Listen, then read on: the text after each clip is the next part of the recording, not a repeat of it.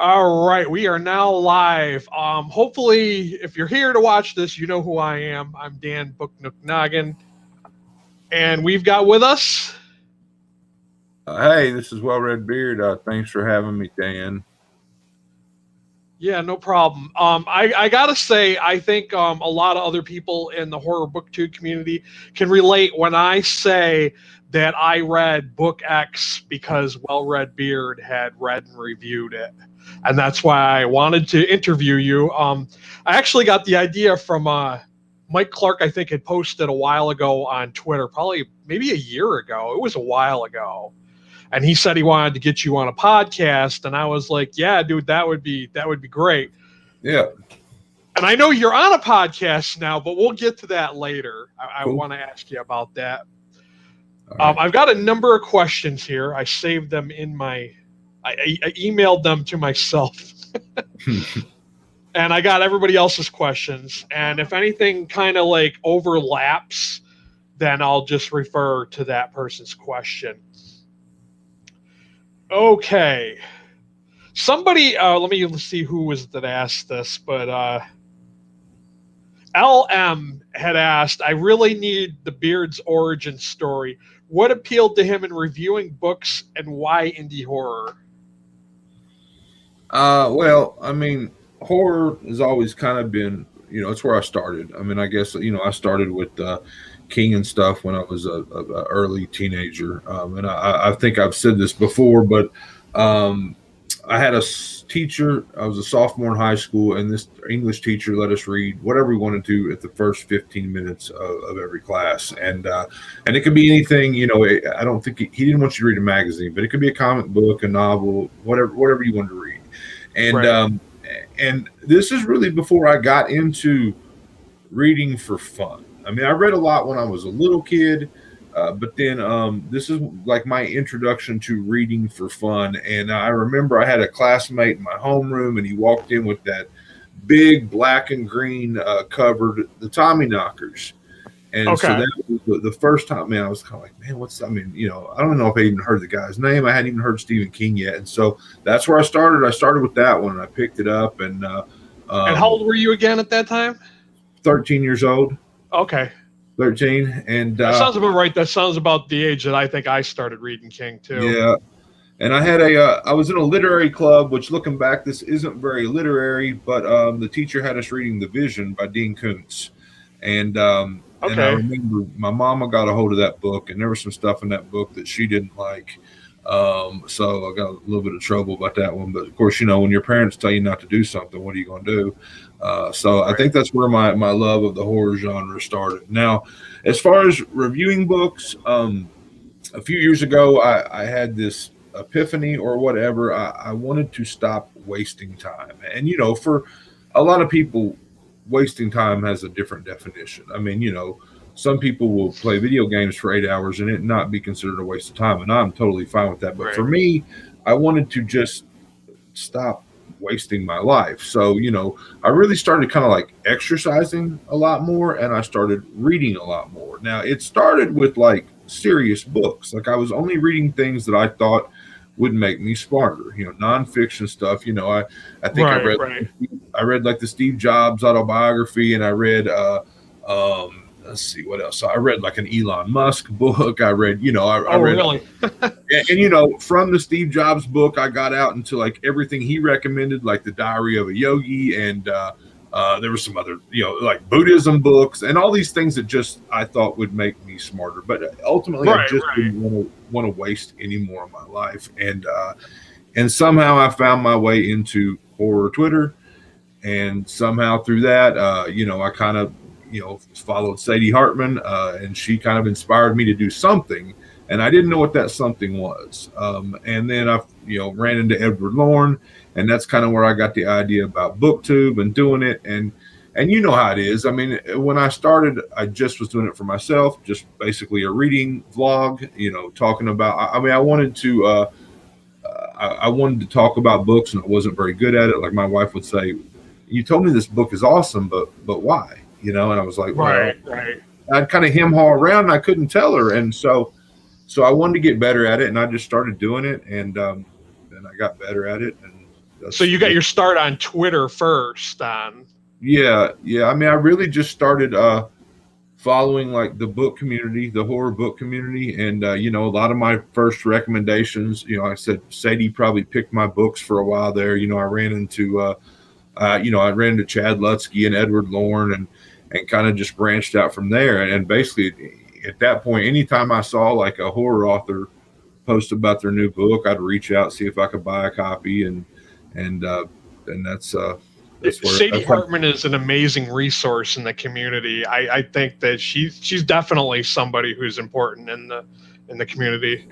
She's inspired a lot of other people to do this type of thing, and it's it's kind of a weird thing, right? I mean, like, I think we all have the idea that one day we're going to make a bit of money off this, maybe, or one day we're going to, you know, get a bit of recognition or whatever it is. But there are a lot of people that are out there promoting and selling other people's stuff with no real payoff, and that's kind of a cool thing. I mean, it's kind of like a real giving, selfless type of community that we have. So, well, I know you're into like improving yourself, and like, you know, I listened to this podcast called the Jordan Harbinger podcast. Mm-hmm. I don't know if you ever heard of him, but one of his mottos is "We rise by lifting others." I love that he always says that, and I think that, you know, you and people like, you know, like Nikki from Dark Between Pages, you know, that's one of the amazing things about the indie horror community is that people will,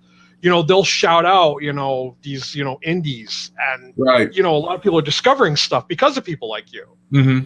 Right.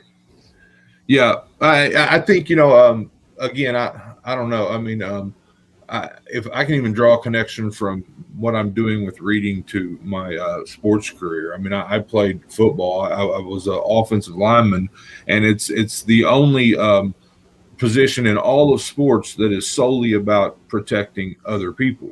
So like I kind of find that, like in a Dungeons and Dragons party. Right. Yeah. So anyway, did I answer that one? Yeah. Somewhat. I mean, we may go over some of the same questions. That's fine. Okay. We'll go with the next one. I want to ask you, what's your favorite book or favorite author? Your all-time favorite book or author? Oh man. Well, see, again, I break my reading into two areas. It's the last 2 years or 2.5, 3 years of reading seriously, and it's everything before that. My favorite book, I read it this year, and I've said this, is Betty by Tiffany McDaniel. I know you're reading it right now, aren't you? Yeah. I just finished her The Summer That Melted Everything. Oh my God, that was amazing. I love the book, and again, I'm in a weird place in my life. I'm 44 years old. I mean, I've read, you know, so many titles by this author and that author, and this is pre-Goodreads, and I can't tell you what I read and what I didn't read, but I'll tell you, Betty knocked me on my ass like nothing else ever has. But as far as favorite author, man, I don't know. I'll tell you this, you know, I'm sitting waiting patiently for the next thing John Krakauer writes. I love John Krakauer, and I know he is not a horror author. It's nonfiction stuff, but I love his stuff. I mean, I love the book about Pat Tillman. I love the book about Everest. I mean, of course, I loved Into the Wild. Into the Wild is one of my favorite. I was just going to say, I only know of Into the Wild by him. Into the Wild, and my gosh, what a great soundtrack by Eddie Vedder for the movie. But his most recent one was about Missoula, Montana. It's about like a small football college there, but there's like a rape pandemic. Like, it's crazy the amount of like rape that happens there, and it's like the football team. It centers around the football team, and it's, you know. So it's journalistic, I guess, but I just love the way he can, like, I swear he could write the phone book and it would be entertaining and good, and it would be a subject I had no care about, but he'd be able to pull me in. And so I don't know what he's working on, but I really like Krakauer. I mean, I like Stephen King. I don't know that I'm as big a Stephen King fan as everyone else in my circle. I mean, I read them all up to a point like 5 years ago, and I kind of haven't read anything since. And for the last 3 years, it's because I've been focusing in on reviewing books and the stuff that was sent to me. But I don't know. I just I, I get the feeling like I picked up Carrie a couple weeks ago, and I started reading Carrie, and I'm not loving it at all. Like I'm not. Oh, like really? I actually there's- skipped school to binge read that one. in high Well, I school. mean, I think I probably loved it back then. I mean, I know it wasn't the one I started with. I know that Right. I started with Tommyknockers, and then I think I immediately read Salem's Lot and The Shining, which are probably my two favorites. And then I at some point circled back. Oh, yes, definitely Salem's Lot. Yeah. The But Shining.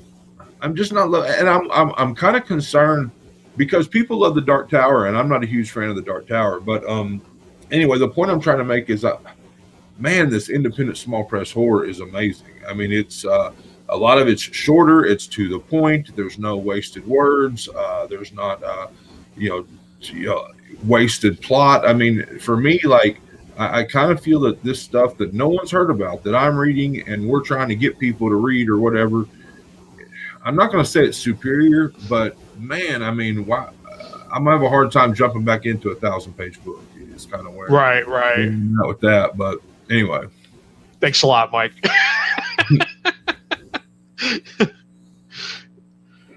But yeah, I mean, you're totally spot on with that. I mean, there's just so many people out there writing good stuff, and it's like, why are some of these people not hooked up with the major presses? It's right, yeah, and that's where I find enjoyment. I mean, don't get me wrong, like well, I mean, there are very few examples where I can tell you, okay, this is a big book coming out, and I am absolutely going to take a break and read it. Honestly, the only book that I read this year that could maybe qualify as that was Betty, and that's because it was sent to me for review. Shane Keen at Inkheist, or was it Inkheist? Kind of hooked me up, and Tiffany emailed me, and that's how I got that book. But they did the interview with her, which was really good. If you haven't checked it out, that's what you said. Yeah, that's big.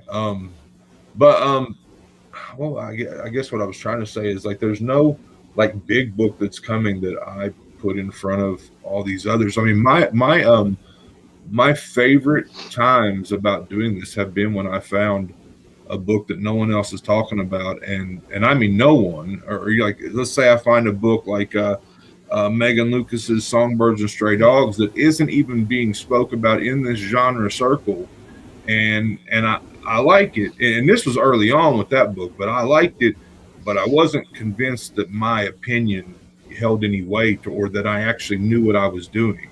And since then there have been 5, 6, 7, 8 people in this genre, in this community that have 5-starred it, and it's gone on to win indie book awards and stuff. And so that's kind of the one that validated me, that made me know I was doing something. So, but sorry, not trying to distract you, but people are like commenting, and I want to make sure that they, not trying to distract you though, but yeah. Now I've lost I've distracted myself because I'm listening and reading the comments. Oh man. But yeah, I mean, that's the thing, is that like when you go to a Barnes and Nobles, all you ever see, and I think a lot of the time all you ever hear about is Stephen King, Dean Koontz, Clive Barker, Anne Rice. And I think it's pretty damn cool that now we're starting to see, like people like, Josh Malerman or like, Stephen Graham Jones. Their books they're popping up in Barnes and Nobles around the country. Right. Yeah. I got to read more Stephen Graham Jones. He's something else. Oh, he is. I finished reading his Mongrels, which was amazing. I mean, I was kind of on the fence with The Only Good Indians. That was a really slow burn for me, and it was hard to get into until you got to that halfway mark. Right. But I loved Mongrels. I have not read that one. I read The Only Good Indians, but I have not read Mongrels. Yeah, he's got a lot of stuff out there, a lot of books out there. Okay, I'm going to ask, Mike Clark asked this question. You seem to take a lot of notes. Books you read are full of little tabs and page markers when you're done.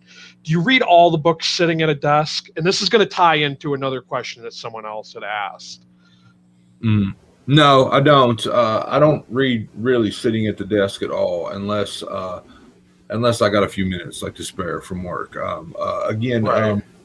I have a chair over here that sometimes I read in, but it's full of junk right now. I mean, honestly, I walk and read, and every time I say that, people are like, "What?" But I've got like a pretty long deck out here, and then I got a pretty long Yeah. sidewalk out front. And again, part of this was walking. I try to get at a minimum 10,000 steps a day. So I'll That's a get up. good goal to have, man. I mean, to stay active, you know? Right. I mean, I'll get up in the morning because my job is sedentary. I mean, I sit here all day for my job, so I Right. try not to let my leisure life be sedentary. But I mean, I'll go out and I'll take the book and I'll walk, and I've got the path memorized, and there's nothing to trip over. But I'll just walk back and forth and read, and I'll try to do that every morning, and then at night I read in bed a little bit. But Right. I don't really read at the desk. I don't really have like I know this is another question. That's kind of why I'm going to. I mean, I Yeah, haven't. I think Kyral's son had asked what your reading setup like. Is it a reading desk or a comfy Right. chair with a lamp? I mean, and the answer is I have a chair. I don't really use it. I just kind of try to read all the time. Like I try to read. If I'm in the car and I'm not driving, I try to read. My kids go to school about 20 minutes up the road, so there are a lot of times I have to take them to a practice or a thing, and it makes no sense to come all the way home. So I'm sitting in a parking lot for Right. an hour and a half and reading in the car. If I can't physically read, I try to always have an audio book going. I mean, that's and my throughput is way down, but that's how I get the throughput that I do have. Now, as far as the notes, there's no notes. I don't take notes. I mark places is what I do there. So, like in this book that I'm reading right here, "Go Down Hard" by Ali Say. I'm reading it right now, and there's a bit in chapter 5 where the protagonist is kind of talking about his mother, and the way she's talking to him, it kind of had a feel of Carrie White, to go back to that. And so I marked that so I would have it later, but I don't actually note it, and I won't write in a book, and I won't dog ear it. So I use the notes. And Right. I always have a pack of those in my pocket, and I yell at my kids every time I do the laundry and they've left something in their pocket, and then the very next time we'll find a pack of sticky notes all torn up in the laundry. So every single time. Yeah. I could totally relate to that. I mean, when I used to take my kid to karate, I would always bring a book because there's no, like you said, there's no sense in driving home, and you can just Right. have that time to read. Okay, what's the other question I have? And well, you kind of answered this one. I was going to ask you what you're currently reading. I'm sure you're reading multiple things besides just that. And that's a hard author name to say. Like, Is that a pun? yeah, it's like her pen name. I think she writes erotica originally. Isn't that what she writes? Yeah, I didn't know this until Edward Lauren mentioned it to me, and I think it's her pen name, or her other name is Marsden, something Marsden. Yeah, yeah. Summer Marsden, maybe. I didn't know that. It kind of makes sense that it feels like some erotica is going to slip into this horror. I mean, based on the synopsis alone. But I'm reading that because Edward Lauren and I are doing a read along on it. We started today, and I read the first 25 pages. We're going to do 25 pages a day. So there's a Goodreads group for that if you want to join. Now, is that through Edward Lawrence? Like, how did you find it? How do I find what? How do you find the Goodreads group for that? Oh, I don't know, because I had to ask him that today. I may have a link for you. If I have a link, I'll put it in the comments on this. But and then I'm reading Dismal Dreams by Red Legault, and I'm through probably the first 5 or 6 stories in that one, getting close to the halfway point. And I didn't have a good audio book to do, so Edward Lauren sent me like 3 of his audio book codes like a couple months ago, and so this is a reread, but I'm doing his book Life After Dane on audio, and that's I think really I have that one on Kindle. That's really all I'm reading currently. Now I'm getting ready to I've got a huge stack of Silver Shamrock titles here that I'm getting ready to get into this month and try to, because I got a bunch of them and I'm way behind. And I feel bad because they're kind of one of the first publishers that really started sending me stuff, but they send a lot of stuff. And it's kind of like, that old saying that like your family gets the worst of your behavior, like, or whatever. I feel like, Silver Shamrock has been the nicest to me, but they're kind of getting the worst of my behavior, and I need to turn around and start reading some of their books. But I think we can all relate to that TBR anxiety, man. I've got the looming TBR that's sitting in this room. Right. Absolutely. Yeah, and I think a lot of people think we're like Scrooge McDuck. We're just swimming in books. Right. Yeah, I hear you. But it doesn't stop. It doesn't, like I try to say I don't want any more. And then like I'll see somebody tweet about getting it and I'm like, shit, I wanted that, Yeah, but, I hear you. So it's like, I need that. Yeah, absolutely. So. Okay. I'm going to ask another. Okay, Vic LeMay Mist and Laurel Hightower. They both kind of want to know the answer to this. Any plans of writing something and publishing it? No. I mean, the short answer is no. The long answer is that. I wrote a little thing and did like a video of it, and people started asking if I was going to write or whatever. And yeah, it was really just something that popped in my head. It started as a tweet, and then I made it a little bit bigger.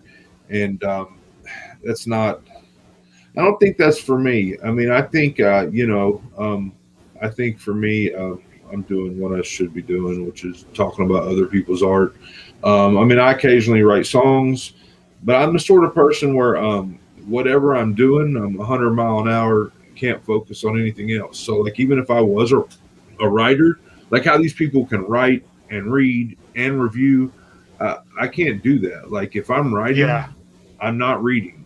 If I'm reading, I'm not writing. And for me, like I'm kind of the sort that like I consume and consume and consume and consume, and occasionally something falls out, but right. So but if I ever get to that point, and I'll do it sometimes, like I'll watch I don't know, sometimes it's as simple as watching like a music biopic about a musical artist or something, but sometimes something will say, okay, you need to get back to writing songs, but when that happens, like that's it. Like it may be 2 weeks, it may be a month, it may be 2 months, but for however long it is, you won't. Can we mention that you have like albums on Spotify? Are you okay with me mentioning that? Yeah, that's fine. Yeah, I've got some music on Spotify. Some of it is stuff that all of it's home recorded stuff. Nothing's professional. It sounds pretty damn good, to be honest with you. I don't know if I think I might have sent you a message that said I followed you on Spotify. Well, there's some stuff that like I used to have like a Boss 12 track and like you could layer stuff over top of each other and put it straight to a CD back when. Yeah, I was wondering how you did some of that. Yeah, and so anything you hear there, like on that, like there's one, I think it's called "Take It Easy," is probably my finest put together track, and I play guitar and banjo and do the vocals, and I play harmonica, and there's some light percussion. Yeah, I was wondering like, how the hell did he? I'm like, he had to have been doing all the instruments for that. So that was all me, and it was all just layered. But then I got to where like I was just kind of writing and just kind of recording here, just like I would for a YouTube video, and then stripping it down to an MP3 and uploading it, and because. Man, I've always been this sort that like I want to focus just on songwriting, and so like I do that, but then I find myself slipping where I want to focus on recording and musicianship, and then I'm like, well, what are you doing? You're not keeping the main thing. The main thing was the songwriting, and that's kind of like how I am with my YouTube videos, like how I don't edit, and I haven't taken the time to learn how to do a cool intro or even how to point and have like a book pop up. I don't know how to do any of that stuff, and I should take the time to learn it. But I am the sort that like if you said, okay, Beard, to have any more growth, you've got to learn how to do this, and this, and it's going to take more time to make a video and take more time away from reading. I think I would probably just kind of slip off into, non-existence, because I'm this weird sort that like I want to read it, and now I've got it in my head. I want to make content, but then I want to go, and I want to go to the next thing. Right. And I've always been. But it seems to be working for you, man. I mean, to be honest with you, I mean, people are watching it, and if they're going to watch it, then don't fix it if it's not broken. You know what I mean? Yeah. I appreciate that. So, all right, next one. Because I mean, there's some people like that's what they're known for, like because I don't know if he's still here or not, but Jay Maddox, I don't know if he's kind of slacked a little bit in the last few videos, but he's known for like doing his edits, like that's one of the things I always say. He's known for doing edits, and some people are really good at that kind of stuff. And I think he has a background in radio or something like that, so he knows about sound and stuff. Oh, that's cool. But yeah. Okay, I wanted to ask you, so you're doing a podcast now. Speaking of Silver Shamrock, you're doing a podcast with Pat McDonough. What's the other? Brandon? Is it Brandon? Brandon LaFaro. And Ken McKinley. How's that going for you? Are you enjoying it, or? I am. It's episode. We just did episode 4, so they did 2 before me. I don't know. I can't remember what the first book was, but they did Psycho, and then we did Ronald Kelly's Fear, and then we just did Shirley Jackson's The Haunting of Hill House. Yeah, I just added that one to my playlist. I mean, for me, that was a Fear though, because you guys got into spoiler territory, and I haven't read it yet. Well, that's their thing. Like we beat the book to death, which I think is kind of the idea. And the idea is, I guess, that these books are older, and so it's not like. But I'm enjoying it like a lot. Like it's fun for me because I've kind of managed to like do this, like to get to where I am, and not really have a lot of like. I'm good at the media part. I'm not good at the social part, I guess, and I'm trying to get better at that. And the list of books that they're doing, a lot of them are rereads, but a lot of them are books that I really enjoyed and have never reviewed. Yeah.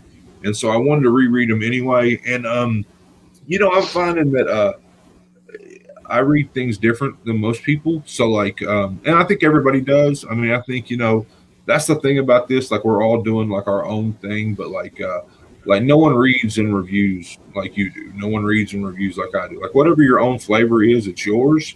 And and I'm kind of finding that that's kind of like my value add, I guess, is that I read different than a lot of people. I see things differently, and I see things in books sometimes, and so. But it's been really fun, and I think our next book we're going to do Jaws, which actually I have not read Jaws. Yeah, I have not read that one either.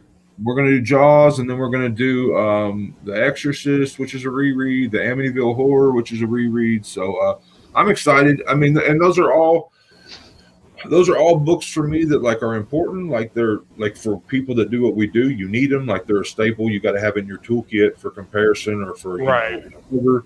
And I have them. I mean, I've read them, but I don't have them as far. I can't use them. I can't tell you like specific points about the Amityville Horror anymore. But so it's going to be cool to refresh on all those. You see, that's one I've never read. I've seen the films, and I've listened to probably like a ton of podcasts about the true crime aspect of that case. Right. But I don't know. For some reason I just never had no desire to read that one, probably because I know it's not nonfiction, you know what I mean? It's like totally fiction based. Yeah. I get that. I think that's why I felt. I mean, I really loved it. I mean, just the idea of it back in the day. But I think that was part of it. Like, I think I kind of thought that maybe there was a chance it was nonfiction. I think it was the same thing with the Blair Witch Project. I mean, look. The Blair Witch was amazing at the time that movie came out. I mean, I knew it wasn't real, but I remember they would flash like a scene of the audience watching it, and like you kind of thought there was a possibility. Like, I can't remember exactly how it played out, but like no one knew that these people were out there and weren't dead until like they showed up at the award show or something. I want a prequel to that explains like the whole witch and everything. I want that prequel for Blair Witch, but it'll probably never happen. So I think that things that I thought might be real kind of stuck out a little bit more for me. I kind of really latched on to the, I guess, the legend and the folklore of it or whatever. But Right. yeah. Okay, we'll ask another one. Okay, Mandy Booblets wants to know: do you have an author or books that you read over and over? How do you find new reads? All my new reads are through stuff that's sent to me for review. Really, I don't. Again, I'm new at this. It doesn't feel like it, but it is. I've only been doing this for a couple years, and Flame Tree Press sent me some books, and then Silver Shamrock started sending me books, and it somewhere in there, I kind of opened myself up. Like I published a video that said, "Hey, I'm open to reviewing books. If you think that what I do can help you out in any way, get with me." And it was a storm of books at that point. I got kind of really covered up really, really fast, and that's kind of. I can only imagine, because I'll admit there's some that I honestly I'll ghost some people when they send me review requests, because I get some pretty wacky ones. Yeah. I won't do it. If I don't know them, if I haven't seen somebody else talking about it, I won't. I normally won't take it, but I don't know. That's where I'm at. I've got a stack of books that I've realized that I overshot, and we're coming at, and I had more time to read during COVID than I do with whatever this is. Right. I always call it post-COVID. Even though I know it's not. But whatever this is, so that's where all my new reads come from. And again, this kind of goes back to the fact that if Stephen King has a new book coming out this year, I don't know about it, and I probably won't read it. Now, I have The Institute, I have If It Bleeds, I have, but I haven't even cracked the spine on them, and I probably won't, because at the end of the day, I don't think I have anything original to add to those conversations. I don't think I have anything original to add to the conversation on a Stephen King book. Now, I have battled with the fact that if I did a King read through, I think that, that's when I would probably start picking up views that don't already follow me. If I read bigger books, but I don't know. Like I said, I was starting that. I got about halfway through Carrie, and then I've kind of let it sit. So we'll see. But have you? Go ahead. I'm sorry. Go ahead. No. Have you been recognized in public yet? Has anyone come up to you and been like, "Oh my God, you're WellReadBeard"? No. I have this. I keep having this recurring thought that I'm going to be in Half Price Books in Lexington, and I'm going to run into Laurel Hightower, or I might run into Brad. But no one has recognized me in public. I don't think so. Yeah, I know Brad said he lives 20 minutes from you, I think he said. I think we got about 62 miles between us. I think we actually know that because back in the day, we kind of thought about teaming up on a thing, and we were trying to come up with ideas for the title. And I was like, hey, there's exactly 60 some odd miles between us. Let's call it 62 mile reviews or something. And but anyway, yeah. So, but where he lives and where I live, Lexington's kind of a central point, and that's where the bookstore. I don't know. Maybe he's in Frankfort, Kentucky. There may be a bunch of bookstores there. There are zero here. So I'm in a triangle with if this is Cincinnati and this is Lexington, I'm over here. So I'm an hour from either one of them. But okay. Anyway. Yeah. Jay Maddox said, I think he mentioned this in Brad's Discord, but he was talking about this huge warehouse, this book warehouse that's out in Ohio. And he says it's like a full day trip you'd have to spend in this place just looking for books. Right. And he was talking about meeting up with different people. No one's going to give me that much time to look at books. If I get to if I get to go into Half Price Books, I'm on a time limit. And if I don't get out soon enough, my phone will start going off. But I've got a circuit. So you walk in the front door of Half Price Books, and I don't know if you guys have these, but that's that's where I do most of my shopping. But I'll go immediately to the left where the collectible stuff is, and And don't get me wrong, I don't really get into buying the high dollar collectible books, but occasionally you can find a nice cheapish thing. I bought my book club edition of like Deliverance there. I bought like a book club edition of Ray Bradbury's The Illustrated Man. I mean, really nice like vintage covers, but nothing super collectible.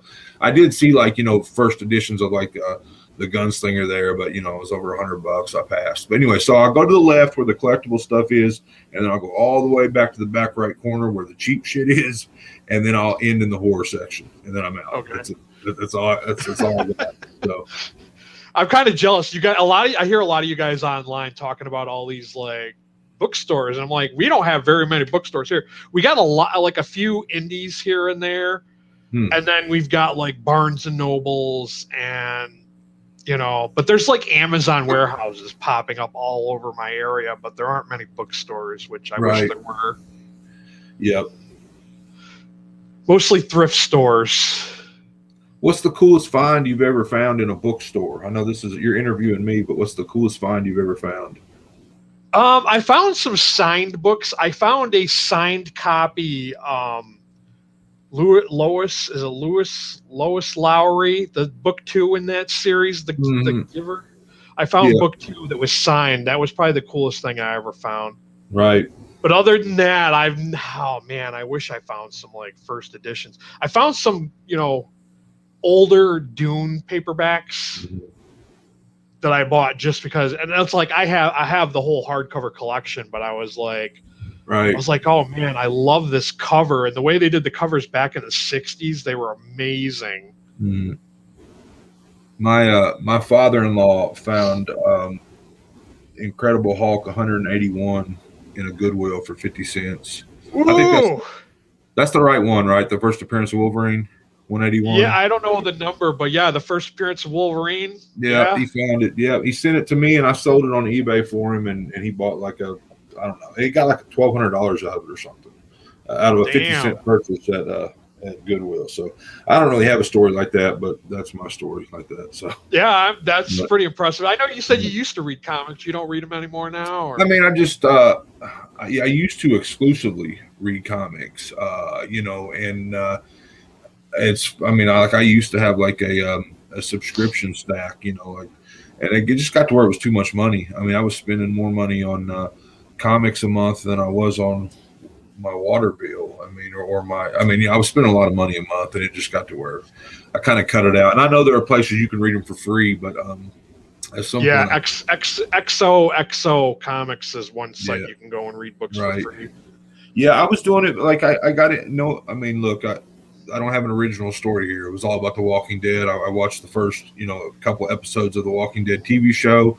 I didn't even know it was a comic book, even though I lived 20 minutes away from where the author's from, the author and the original artist. And I got into it. So I read like all the, I don't know how many I had to read to catch up, but I got to a point where I was getting Walking Dead month by month, and other titles started to add in there. And like most things in my life, I kind of went crazy with it. I went nuts and kind of, I was subscribing to a lot of books. So, yeah, Robert Kirkman has so many series. Like it's like I think a lot of people don't know or realize he writes other stuff besides The Walking Dead. But that's basically his cash cow. Yeah, I did all that. I did Invincible. Which is funny because it's just now a show, right? But I did. Yeah, I couldn't get into that one. I felt like it was too much like Superman and Peter Parker. I felt like it had already been done, but just with different colors. It was just a different costume. Well, it was kind of more of an R-rated version, though, right? Yeah, I read the first volume. Maybe I'll have to check it out again. Yeah. I haven't watched the series on Amazon yet. Right. I wasn't reading critically back then, so I don't know. I mean, I know that, the stuff that I read back then that I probably still think that I love was like I read all of Y: The Last Man. That was a great series, though. Garth Ennis, I think, right? I think that was Garth Ennis. Yeah. No, that was a Brian K. Vaughan. Yes, Brian K. Vaughan. There we go. Yeah. Which he I don't know what he's kind of one of my, because I also really loved The Pride of Baghdad. That was a good one. Yeah. Did you read his Ex Machina? I did read that. Yeah, I liked that one. After it was supposed to be like an alternate history of 911 and all that. Yeah. I like Transmetropolitan. Weird, but I like it. Yeah. So I read a lot. Like I read a lot of series like that. Like I read all of Preacher. I didn't get into Hellblazer, but I read all of Preacher. I read all of The Boys. I got to finish The Boys. So, I but read the first volume of that. this was all probably like, I don't know, I guess maybe around like 2005, 6. I mean, I think The Walking Dead started in 03, so this was around like 2005, 6, 7. I was reading a lot of comics. So, yeah, I know Nikki's husband. He's a comic book guy too. I know. I've seen him on Instagram. She's mentioned him a few times. Right. I guess he has a channel too. Like, oh, cool. What it is. Cool. All right, let's get another question for you. So you already answered D right.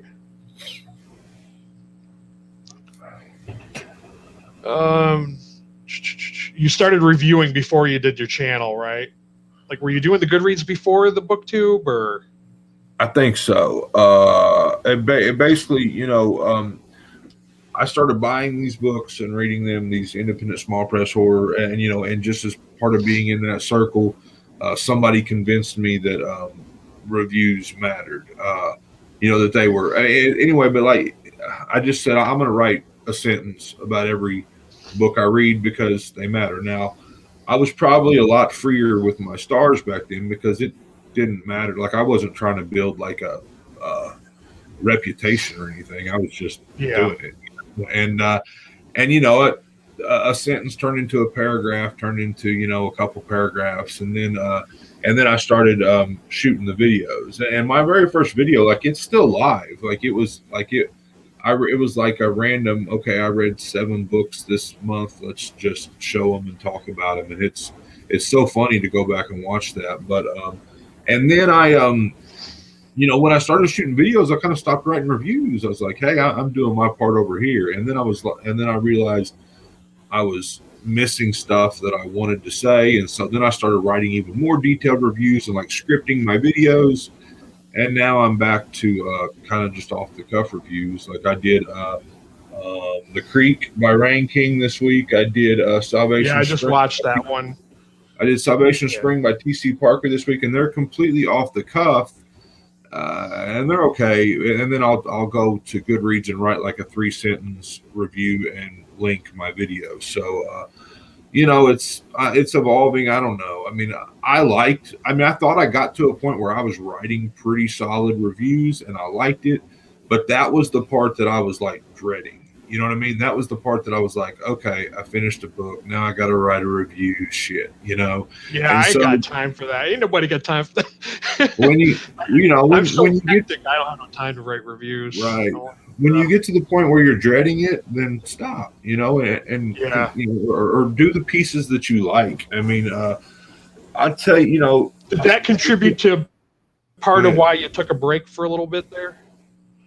Yeah, I think so. I mean, I just think it felt like, again, I keep using this term that doesn't exist, this post-COVID, but I think it was just, I'd pushed really hard and that was running into me running out of time to do things. And I just pulled back. I mean, I watched some movies. I mean, at 10 o'clock at night, instead of going to the bed and reading a few pages, I sat on the couch and watched some television. I just kind of took a break, just kind of a reboot, I guess is what I call it. And but while I was away, I wanted to do it, and that's what told me that I enjoy doing this. I mean, if I didn't have children and if I didn't have to run around constantly, this is what I enjoy doing with my time. But and Mike Clark sent me, I already had all of his books, but he sent me Dead Woman Scorned, and it had the WellReadBeard like top novel of 2020 on it or whatever. It had like my little thing on there. And I was that's pretty impressive. I mean, the fact that somebody will give you a mention in a book, like. Yeah, I was like, shit, I've been doing this a year and a half or whatever it was. And I mean, I was like, I can't quit this. So, but anyway.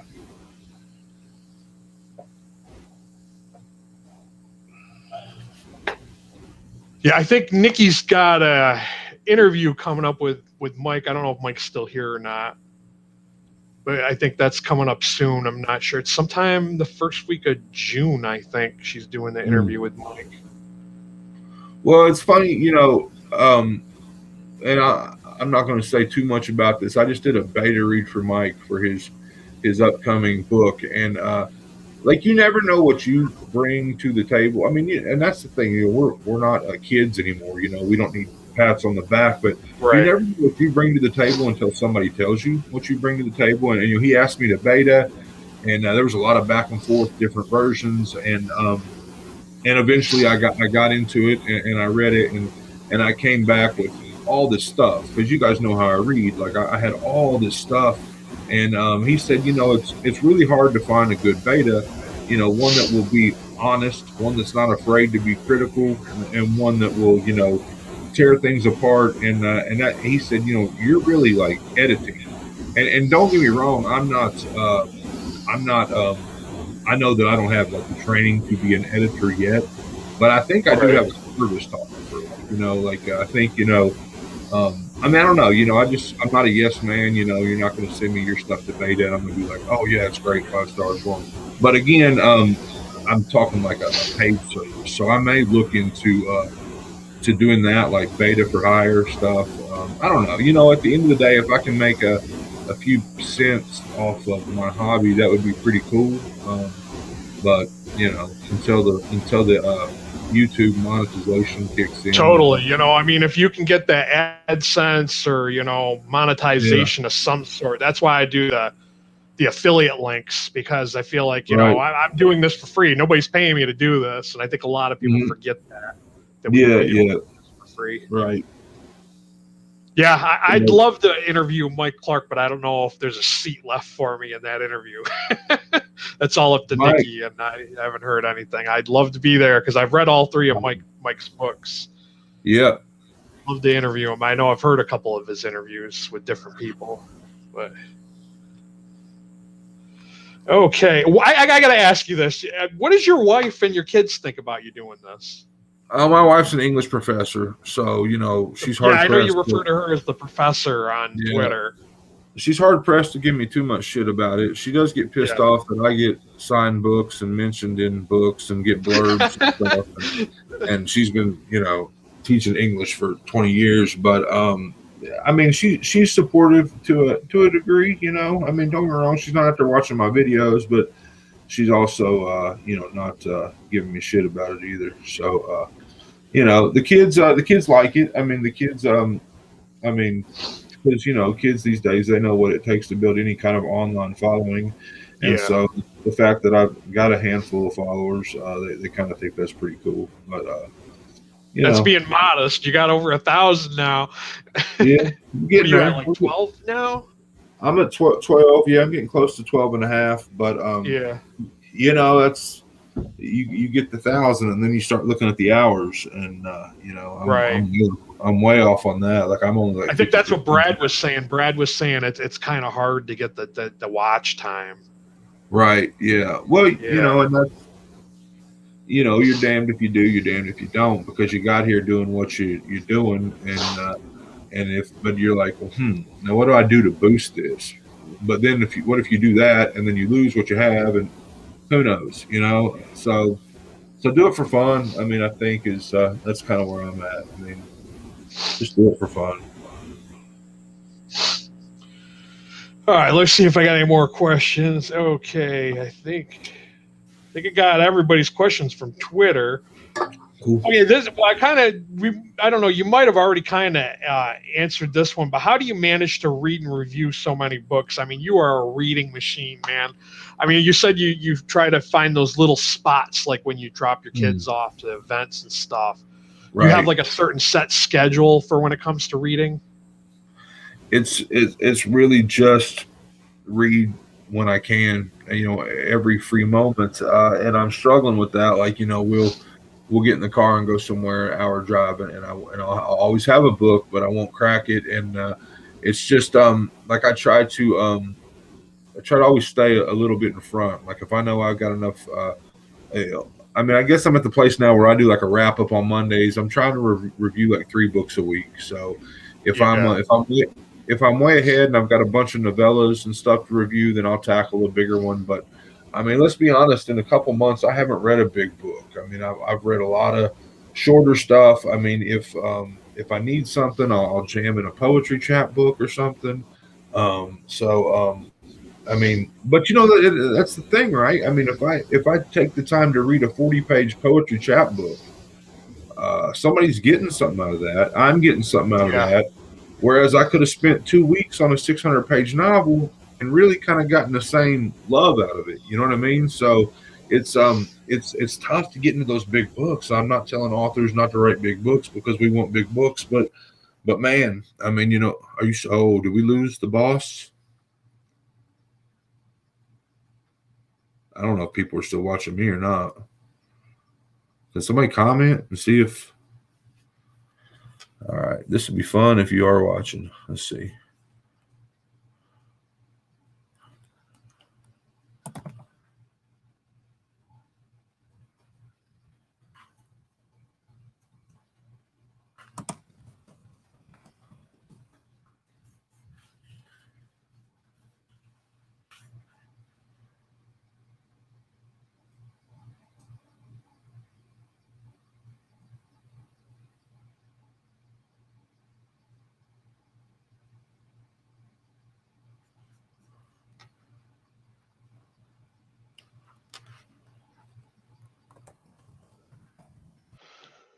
Oh, Hey, I got a little hiccup there. I don't know what happened. I got disconnected. That's all right. Oh, I don't know if it's because my kid's in there using the Wi-Fi or what. Like something kicked me off. Yeah, and there's no one here today, so I've got it free and clear. But normally, did it show me being off, or like did I freeze? Or yeah, it went to me being the sole person on the screen. I don't know if we lost all the viewers because of it or not. I asked for someone to comment or whatever, but I don't know if I would have seen that. But yeah, I think they're still here. Okay. Right. Oh man, sorry about that. I heard a boom out there earlier. I kind of don't want to know what my kid's getting into. Like, I lost the internet. I can only imagine the shenanigans, Right. Okay. Okay, I got a question for you. What indie would you recommend? Like what indie would you definitely recommend to somebody? Like it would be your go-to recommendation. I don't know if I feel like I'm putting you on the spot with that one. No, it's fine. I mean, it's easy because that's why I pick top books every year. So this is easy to do. When people ask me, so like I said, there are books that made the beard, so to speak. For me, if you're looking for non-horror that crosses over, it's easily Megan Lucas's Songbirds and Stray Dogs. I fucking love that book. I love that book. She's got an interview coming out soon, I think, this weekend, also with Brad Proctor and Jay. Brad and Jay, yeah. If you're looking for a short story collection, it's Red Legault's Lucid Screams. I love that short story collection. Love it, love it, love it. If you're looking for a horror novella, it's Chad Lutzke's Stirring the Sheets or John Bowden's Spun Onion. Those are my top two. That one's on my TBR. I think I'm going to have to pick that one up. Those are my top two novellas of all time. My 2020 novel of the year was again Mike Clark's Dead Woman Scorned. It's a part 2. It does a special thing though, where like part 1 was a great ghost story. I loved the setting. The setting for me was gorgeous in that one. It was just so well put together.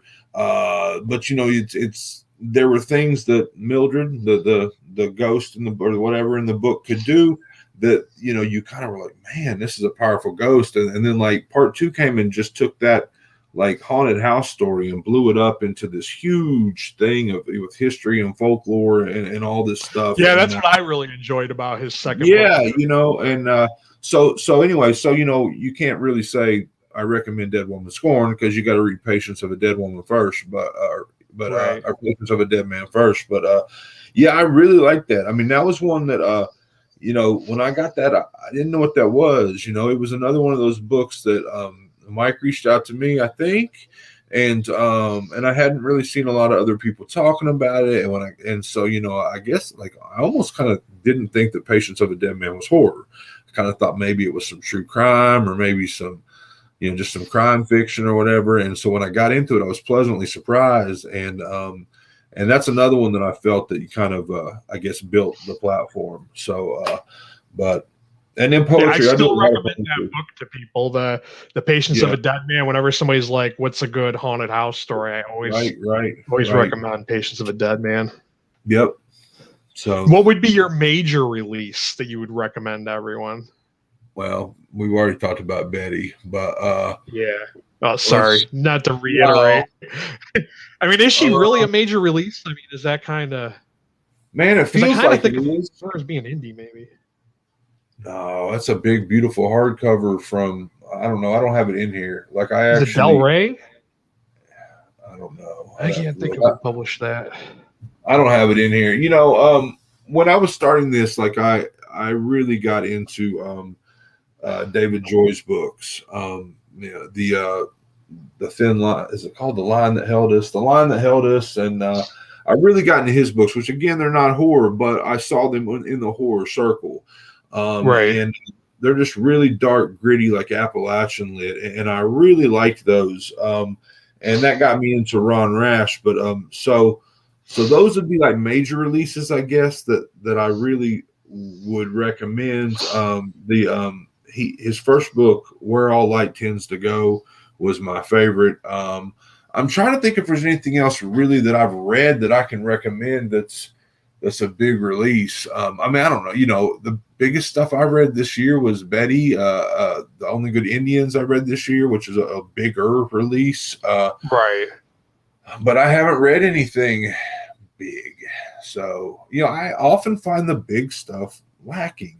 I mean, I find it lacking, I guess, guts. I mean, it feels like there's a formula that sells books and they all follow it. And, right. I don't know. I mean, I'm not trying to be this guy that hates on the books that made it or hates it because they all started somewhere, but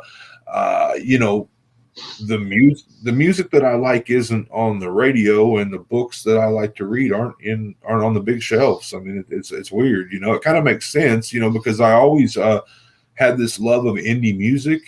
And I never equated that. Well, if you're all about indie music, you're probably all about indie small press books. And I never really I don't think anybody would relate the two. Yeah, but I never thought. And so when I started finding all these things, I was like, well, shit, it kind of makes sense, But anyway, so I don't really have an answer on a big release. Like I said, I loved The Only Good Indians. I read it this year. It was a 5-star read for me. I loved Betty. I read it this year by Tiffany McDaniel. That was a 5-star read for me. I'm kind of really excited about her new one that she's working on about the Chillicothe 6. Right. I want to see what her take is on that. I had no idea what it was about until you told me. I'm supposed to get a copy. She said she was going to send me one, but yeah, I had no idea what it was about until you said that. So. Yeah, I figured you would know about that because that's kind of your neck of the woods out there. You're in Kentucky and Southern Ohio. Mm-hmm. Yeah. I had to look it up because she told me about it, and I'm like, Chillicothe 6. I'm like, I'd never heard of this, and it was in the 2000s too. Like the last one was it 2014 maybe? I'll have to check it out because I honestly don't know anything about it either. But I'm hoping to see that. I'm hoping she mails me a copy of that too. That would be sweet. Don't count on anything, though. I don't count on anything. Right. Well, we're winding down here. I think you've answered all the questions I've asked you, and I don't know unless anybody else in the comments has any more questions. I was kind of hoping people like Brad Proctor and maybe Nikki and all of them, since I'm sure they saw me tweeting about it. I was hoping that they would have asked some questions. Oh. Nikki's all up in the comments, I think. I know, I see it. Yeah. All right, I guess we can end it up here. So, what's that saying you always say at the end? If you're not enjoying what you're reading, you're reading the wrong books. Damn straight, brother. Thank you for coming on, man. I appreciate it. Thanks for having me. Thanks for Yeah, coming, no guys. problem. We should probably do this again, man. I mean, sounds good. Anytime. Yeah.